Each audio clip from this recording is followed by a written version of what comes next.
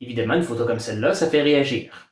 Cette photo date de 1937. On voit ici l'abbé Pierre Gravel, vicaire de la paroisse Saint-Roch de Québec, qui salue la foule à la Saint-Jean-Baptiste au parc du Rocher à Saint-Sauveur.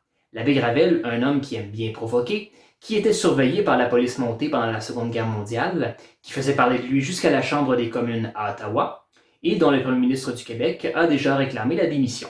Mon nom est Alexandre Dumas, je suis l'auteur du livre L'abbé Pierre Gravel, syndicaliste et ultranationaliste. Qui est Pierre Gravel? C'est d'abord un prêtre syndicaliste. Il a été vicaire de la paroisse Saint-Alphonse de Thetford Mines de 1924 à 1935, où il a fondé le Syndicat national catholique de l'amiante, en espérant améliorer les conditions de travail dans l'industrie minière. Il faut rappeler qu'à l'époque, les conditions de travail dans les mines sont très difficiles. Les accidents mortels sont fréquents, les ouvriers manquent souvent d'eau au fond de la mine, et les salaires sont parfois insuffisants pour bien faire vivre les familles. Sous la direction de l'abbé Gravel, le syndicat de l'amiante va être assez agressif. En 1935, les syndiqués vont envahir l'hôtel de ville d'Asbestos pour obliger le maire à démissionner parce qu'il était trop favorable au patron. Gravel va ensuite être forcé de quitter Thetford Mines. Il va être envoyé à Saint-Roch de Québec, où il va surtout se faire connaître comme conférencier. Un orateur toujours pro-ouvrier, mais qui centre son discours sur un nationalisme d'extrême droite, anti-démocratie, anti-immigration, antisémite et favorable aux dictateurs européens, en particulier Antonio Salazar au Portugal, Francisco Franco en Espagne et Philippe Pétain en France. Et Gravel va être très populaire auprès des associations nationalistes telles que la Société Saint-Jean-Baptiste. Et il va régulièrement rassembler plusieurs centaines de personnes qui viennent l'entendre un peu partout dans la grande région de Québec, y compris des députés et des conseillers municipaux.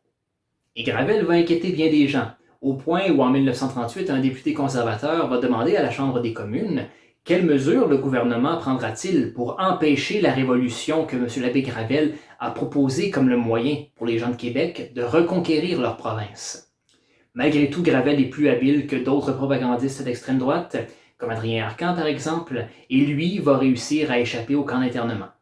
Après la Seconde Guerre mondiale, Gravel va rester un conférencier anticommuniste très populaire dans la région de Québec, avec des contacts assez bien placés puisqu'il va devenir un ami intime de Maurice Duplessis. Et pour l'anecdote, l'auteur Roger Lemelin fait même apparaître l'abbé Gravel dans son roman Les Ploufs en 1948. On a eu tendance dans le passé à exagérer les sympathies des Canadiens français pour les dictateurs européens. Garde tes amis, tous ceux qui t'entourent.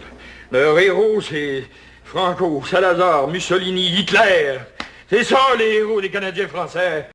On a aussi eu tendance à exagérer leur antisémitisme. Chaque jour, il y a un éditorial antisémite. Il y a une caricature antisémite en première page du Devoir, il n'y a pas beaucoup plus à première page, et vous me dites que le journal n'est pas antisémite. Et ça dure pendant des dizaines d'années. Alors, non, ça c'est complètement faux.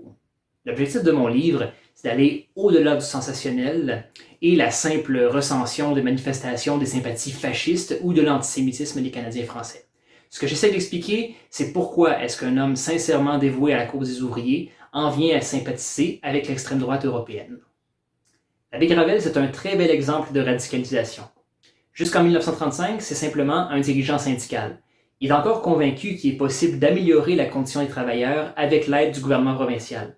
Ce qu'il demande, c'est la nationalisation de l'électricité, la mise en place d'un régime de pension de vieillesse, des allocations familiales, une convention collective qui serait commune à toute l'industrie minière.